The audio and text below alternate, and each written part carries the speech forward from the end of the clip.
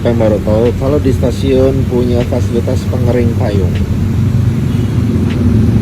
Dan mau tahu yang lebih lucunya adalah banyak yang buang sampah di sini. Ya ampun. Viral alat pengering payung malah dipakai jadi tempat sampah. Lagi-lagi fasilitas publik yang niatnya mempermudah kita malah disalahgunakan. Baru-baru ini warganet di media sosial dibuat geram dengan sebuah pemandangan miris disinyalir berada di stasiun Sudirman, Jakarta.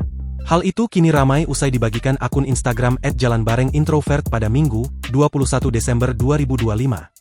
Maaf KAI, kayaknya kita belum siap sama fasilitas ini, padahal fasilitas pengering payungnya bagus banget kayak act of service dari KAI ke penumpang kereta api, tapi sayangnya kita adalah negara dengan tingkat literasi rendah, jangan dong dijadiin tempat sampah, tulis keterangan pada unggahan.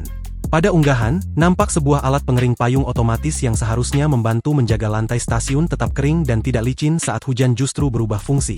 Mirisnya, bukan payung yang masuk ke dalamnya melainkan tumpukan sampah berupa plastik, botol bekas, hingga bungkus makanan. Diduga banyak penumpang yang tampaknya asal-asalan melempar sampah ke dalam lubang alat tersebut, hanya karena bentuknya yang sekilas mirip tempat sampah. Fenomena ini pun memicu komentar pedas dari warganet, banyak yang menyayangkan rendahnya kesadaran menjaga fasilitas umum. Download Tribun X sekarang, menghadirkan lokal menjadi Indonesia.